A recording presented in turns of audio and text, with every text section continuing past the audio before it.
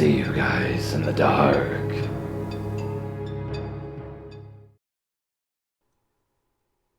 This happened to me a couple of months ago, but when it first happened, given how crazy it was, it took me a few weeks to collect myself enough to type it up and then post.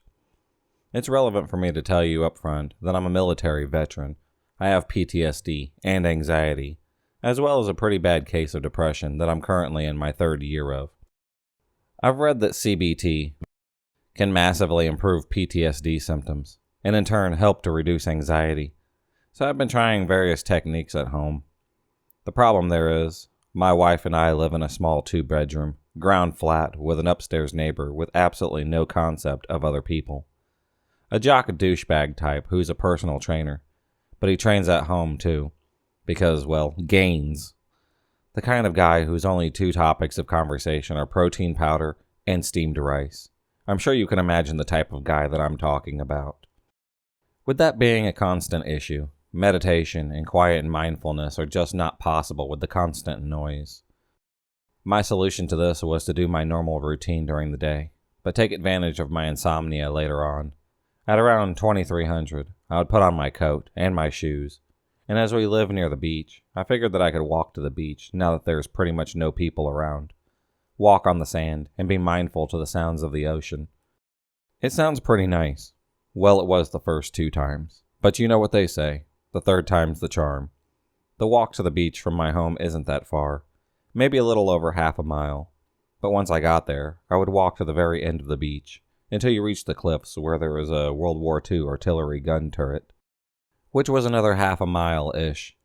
Sometimes I would walk the path up the cliff to the gun and stare out into the blackness of the midnight ocean, which was only broken by the occasional flash of light from the lighthouse. I would sit and listen to the waves crash against the cliffs. Sometimes I would close my eyes and just concentrate on nothing but that sound. I felt safe there, knowing that I was alone. Just me and the ocean. Usually before I turned tail and head home, I would walk down to a small row of benches. They're all marked with plaques of remembrance of someone who also came and enjoyed the view, although I imagine they came during the day. The beaches are close to an old pub that was shut down years ago, and I heard the place used to get used as a dodging site, or a brothel, or something back in the day. So when I saw vehicle headlights coming towards the pub, I figured it was just some young lads trying to catch potential dodgers at all. I sat on the bench and waited for the car to pass me, but as it rounded a bend in the road further up, I was momentarily lit up by the headlamp. The headlights of the vehicle went off immediately, and the car went off the road and out of sight for a moment. At this point, I was fully alert and a bit cautious, so I dropped to one knee, ducked behind the bench that I had been sitting on. The vehicle drove past me. It was only maybe 40 feet from me, and as the lighthouse illuminated the vehicle, I could see it was an old beat-up Land Rover kind of vehicle, with shitty camo paint on the wings. At that moment, someone popped out of the top of the vehicle with a scoped rifle and a big torch. In that instant, in my head, I was back in Iraq, and my senses felt razor sharp. I dropped onto my belt buckle and crawled into a patch of long grass adjacent to the benches. When I got in position where I could see them, but they couldn't see me, the guy with the rifle shone his torch in the exact bench that I had been sitting on. Then the others, searching for me. He started looking all around him through the scope, looking for where I might have gone. My heart was pounding so hard that I felt it, as if I could hear it from my chest. I held my sleeve over my mouth to muffle the sound of my breathing, but more importantly, to try and hide the condensation from my breath. The vehicle started to move to get a better view of the benches, so I started slowly crawling towards the main road, as not only is there a row of houses, but an old stone bus stop I could take hard cover in if they saw me, and opened fire upon me. After 5 minutes of hiding in the long grass, it started to rain, and they were still clearly looking for me, but were now about 150 feet away from me. The guy was scanning around with his eye down the scope. I waited till he was looking away from me to seize the moment and run for cover. I pushed my hands hard into the wet dirt to launch myself onto my feet. Then I sprinted towards the bus stop while throwing some zigs and zags, just in case that they had seen me. Luckily they didn't, and I was now far away enough that I could take out my phone and call the police. They were there with a riot van and a squad car in about 10 minutes. And as I was talking to the officers in the van, they spotted the gunner's vehicle and took off after them. The officers in the squad car stayed behind to talk to me. The rain was coming down in sheets by now. They asked if I was absolutely sure that it was the rifle, and I told them yes, it was 100% a rifle. No doubt in my mind at all. The officers both looked at each other, and then one of them asked, "And what exactly is your experience with firearms?" I told them that I was ex-Army and have seen my fair share of all kinds of firearms. They then asked me what I was doing there after midnight, which is a pretty fair question to be honest. I explained that, quite ironically, I was taking a mindful walk to ease my PTSD symptoms. They were satisfied with the explanation, if not somewhat amused, and told me that the armed response unit was en route. I asked if they needed me to stay behind and make a statement, but the officers told me not to bother waiting around, because they most likely wouldn't need to take a statement beyond the call that I made. And also it was pissing down the rain, so I should go and get home, and then go get dry. It was over, but I still felt super wired, and my heart was still thumping hard in my chest. I started the walk home, and when I was about halfway there, a police helicopter buzzed overhead and settled over the area where I had been sitting on the benches, with the searchlight going. It was right then that it hit me like a shotgun to the chest. That happened. That was fucking real, and it was here. What the hell? My head started swimming. My heart was pounding twice as hard now, and my legs felt like jelly. My lungs felt glitchy. I couldn't breathe properly. I dropped to my knees, crying in the street in the pouring rain, the only light coming from a nearby street lamp with a flickering bulb. I was gasping for breath, thoughts flashing in my head, thinking that if I had stayed still, if I hadn't hunched behind the bench, if I had done any number of things differently, or hadn't, then I could have been gargling my last breath alone in the dark, in the cold, wet dirt, and my wife would be none the wiser till the following day. I have no idea who they were there for, and if they were there for me, how would they know if I'd be there? I'd been there twice before, I suppose. It's not like there's animals to hunt there beyond foxes, but why hunt foxes from a vehicle with a rifle and a torch at midnight? Anyway, I'm not ashamed to say that the experience terrified me. I guess my army training helped me stay alert and to stay hidden, but I don't really know. I don't go walking at night anymore, and I have the occasional nightmare about the whole thing. So, that guy with the rifle, I really don't want to see you again. I made a call to the local police to try and get an update on what had happened. After a quick description of what the initial incident was, the officer on the phone, I assume she was an officer, was able to find the incident report right away. Basically, the first officers on the scene confirmed that they had seen the vehicle, and they had gone off-road in pursuit. They said that they had given chase over difficult terrain for as long as they were able to. Then the vehicle turned off all the lights and made an escape during the darkest cover.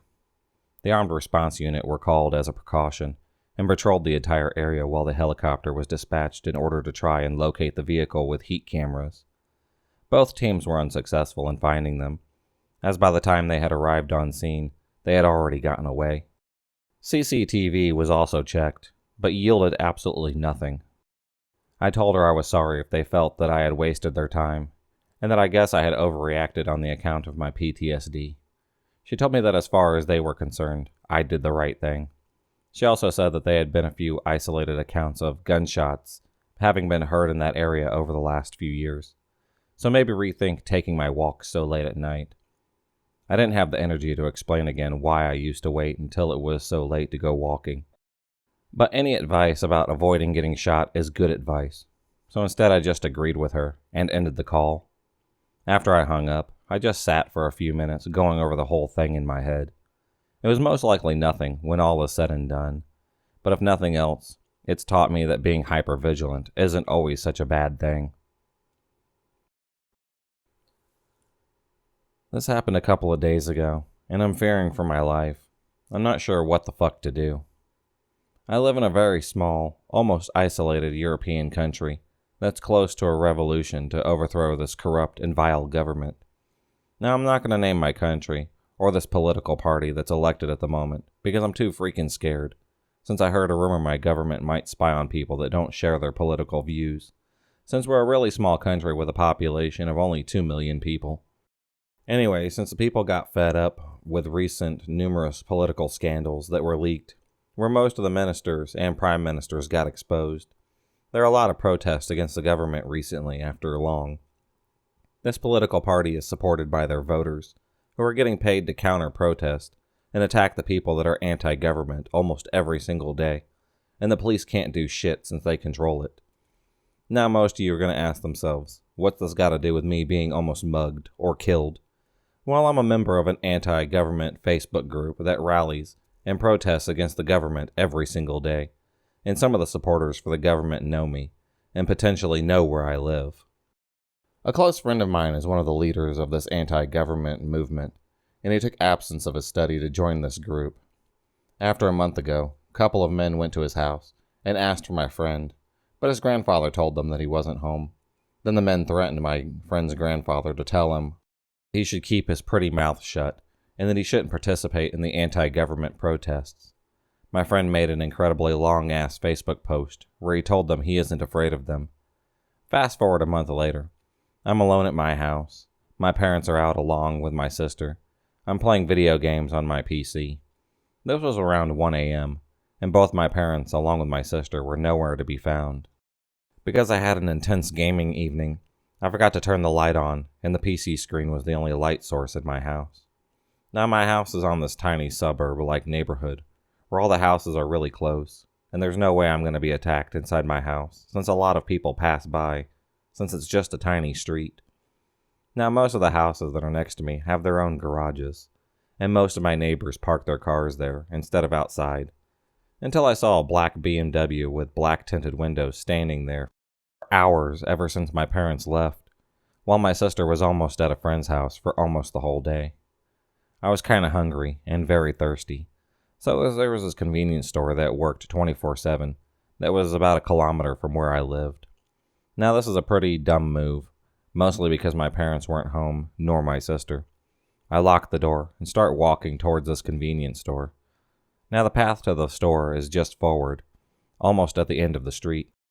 I start walking, and I was already distanced enough from the black BMW till I hear an engine starting way back near where my house is.